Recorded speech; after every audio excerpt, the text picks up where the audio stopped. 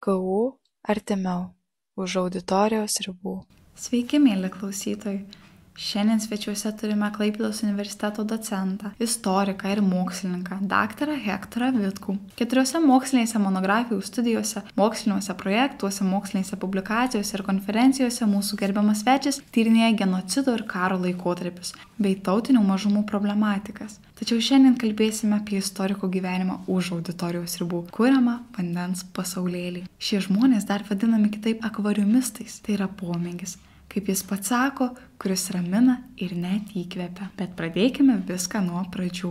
Taip sakykime, mano specializacija yra holokausto istorija, holokausto atmintis, atminimo kultūra, holokausto atminties raida, bet mano tyrimai, šiaip tai tyrimų laukos yra susijęs ir su daugeliu kitų, ne tik genocidų, bet ir, sakykime, karo, karybos, tautinių mažumų problematika. Toks ganėtinai, tuo pačiu ir siauras, bet kita vertus ir ganėtinai platus tas toks mokslinių dalykinių interesų laukos. Ir baigė, tarp kitko, Klaipėdos universitetą. Taip, aš esu Klaipėdos universiteto ugdytinis nuo pat pradžios, nuo bakalauro studijų, magistro studijų ir doktorantūros. 3 pakopos tokios akademinės brandos, gal taip netgi pavadinčiau, Klaipėdos universitete. Ir kas jūs įkvėpė atlikti 4 pakopą dėstytojavimą čia pas mus?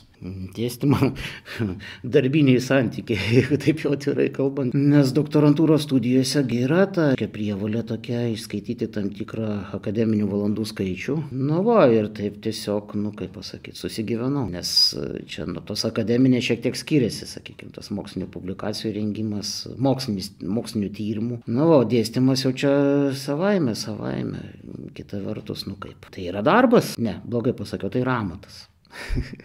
Dėstytojo veikla vis dėlto darbas yra amatas. Čia reikia daug įvairių, ne tik kažkokių siaurų kompetencijų, bet ir šiek tiek platesnių. Kokią svarbą matot dėstytojaudamas? Čia tikriausiai ne tas žinių perdavimai jaunimui, ne pedagogiko šita prasme. Mes dirbam su suaugusiais žmonėmis, jie jau žinių turi. Jie atėjo iš įvairių, sakykime, mokyklų, ne tik kaip abiturientai, kai kuriais atvejais jau reiškia ir iš profesinių mokyklų, tų vadinamųjų kolegijų, su įvairia gyvenimiška patirtimi, kompetencijomis įvairiomis, kartais susivokia, ko jiems čia reikia, kartais nesusivokia. Tai todėl jiems kartais reikia padėti susivokti, ar jiems tikrai reikia istorijos studijų. Padėti susivokti, taip, gyvenimiška kompetencija. Ir kitas dalykas, tai yra išmokyti mokytis. Nes galima, kaip ir dėstytojai, mes žinom, tas programiniai dalykai, tai paskaitos visą kitą, tai čia galim labai techniškai pažiūrėti, bet kažkaip tai, bent jau aš bent jau taip stengiuosi taip daryti, technikos būtų, be jos aišku negalima apsieiti, bet kita vertus išmokyti mokytis. Kaip atsirinkti šaltinius, kaip ten tas, aiškiai, kritikos, analizės, pagrindiniai dalykai, nepasimesti tame visame informacijos rūke, kurio dabar labai daug yra, atskirti, ko tikrai reikia, ko nereikia, kas yra balastas. Tai čia yra tokie ganėtinai sudėtingi dalykai, nes kaip studentai pirmakursiai, taip kaip mes susidūrėm, tai jie dažnai taip ir galvoja, kad čia man bus pamokos dabar. Tai kai kada reikia ir persilaužti, ir padėti jam persilaužti, kad jie suvoktų, kad čia ne pamokos. Čia vis dėlto yra studijų proceso dalis. Ir tai tikrai yra ne tik paskaitos, tai yra darbas su savimi. Išmokti gyventi mokslinio tyrimų pasaulyje. Taip ir išlikti jame. Kaip jūsų gyvenime atsirado pomėgis akvariumams? Vieną gražią dieną grįžau iš mokyklos, tai čia jau, nežinau, jau net nepamenu, kiek čia tų metų buvo. Gal pirmokas buvo, antrokas tikriausiai, tai kiek čia 8. Ir savo kambaryje ant stalo radau tokį apvalų indą su vandeniu ir ten plaukiančios žuvytės, kas gyvavidės žuvytės. Tai čia aišku, jau tos buvo gilus gudus sovietmetis, kaip jaunam žmogui gali pasirodyti, bet kurie čia 80 kažkelinti metai. Tai šitaip, nežinau, kodėl čia taip mama sugalvojo, reiškia, tikriausiai, kad kažkuo užimti sūnų. Čia toks stereotipiškas, ta pradžia tokia stereotipiška. Aišku, man čia paskui to indo jau nebeužteko, nes tai tikrai buvo Bet indas. jūs auginat žuvytes? Ja. Skirtingų rūšių, įdomių rūšių? Na, čia tuo pradžios momentu, tai, kaip pasakyti, tas akvarimistikos pasaulis atrodė labai spalvingas, gražus ir įdomus, bet žiūrint šiandieniniu jau tokiu, sakykime, požiūrį, tai jis iš tikrųjų buvo labai nykus. Tai buvo kelios, sakykime, rūšis gyvavedžių šeimos. Tai gupijos, pecilijos, malionezijos, kas ten buvo auksinės, tos vadinamos auksiniai karpiai. Ir kinų net nebuvo, kaip žinot, ten teleskopai.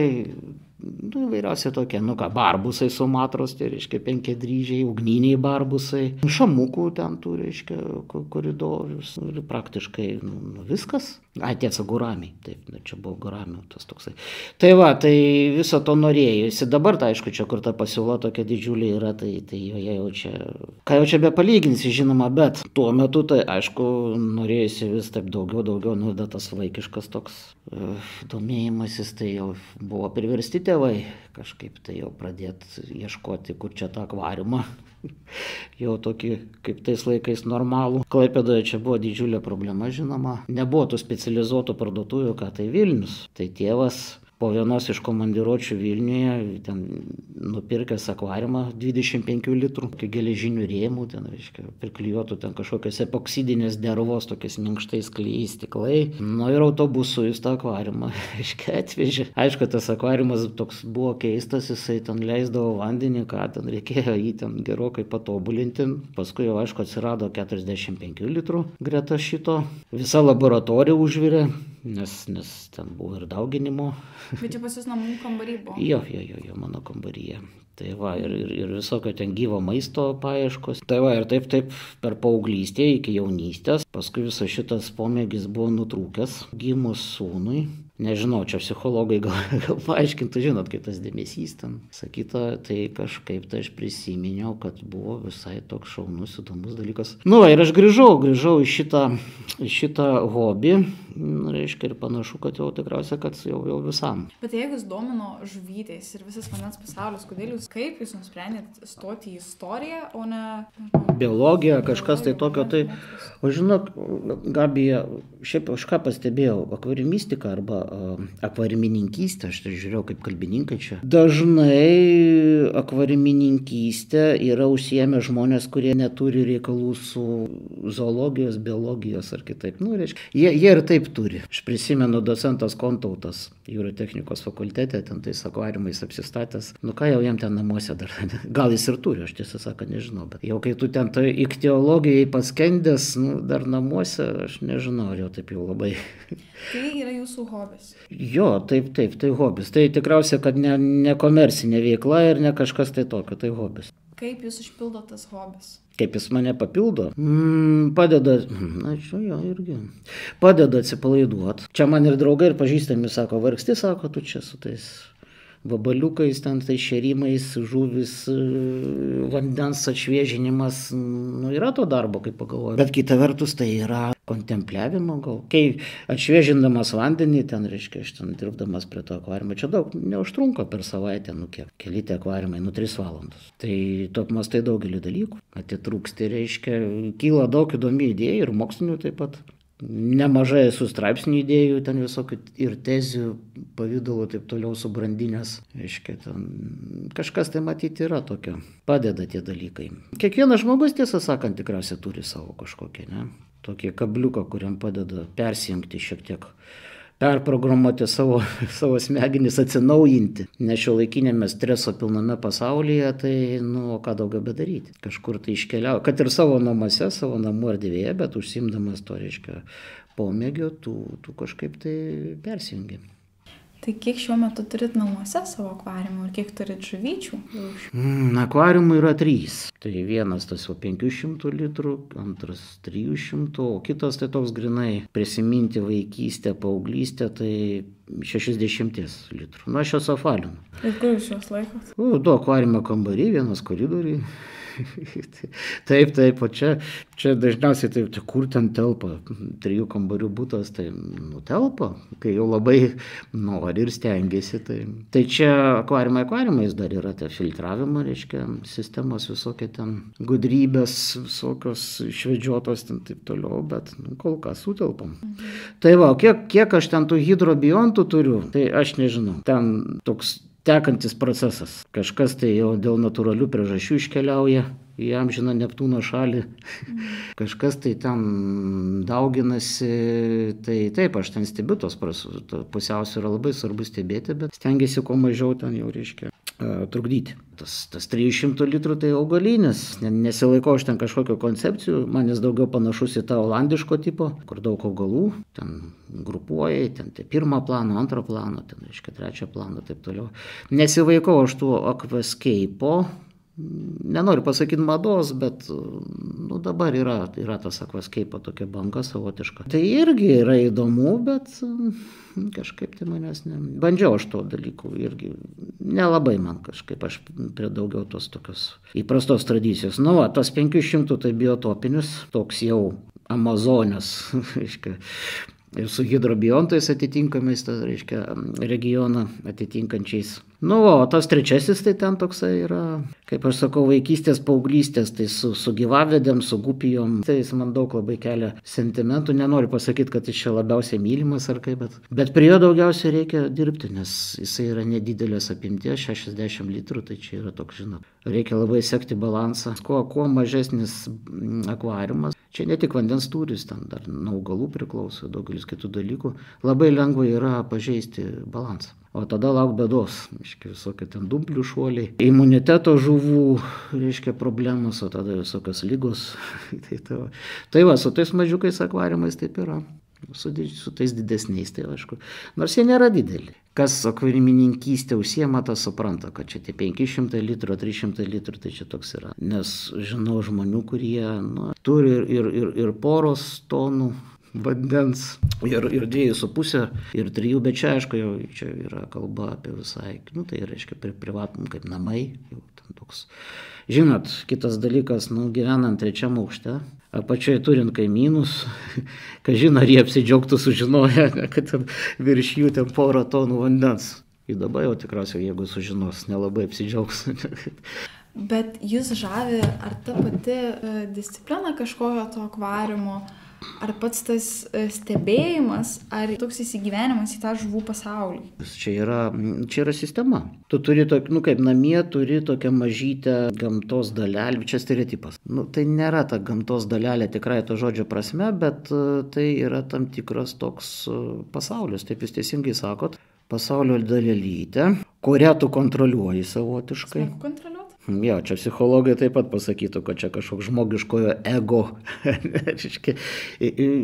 Smagu kontroliuoti, kai viskas sekasi, tada tikrai yra toks savotiškas, matai, koks aš šaunuolis. Bet kai įvyksta visokių ten vietinės reikšmės epidemijų, ir tada tenka nusivilt, bet ką darysi. Toks yra gyvenimas, taip, kaip ir pasaulyje, tam didžiajame, ne viskasgi. Pasaulis yra sudėtingas, įvairus, tai čia. Gamtoje taip pat. Iš vienos pusės gal tikrai čia tas yra toksai žmogiškasis ego, iš kitos pusės bandai prisigalvoti visokių idėjų.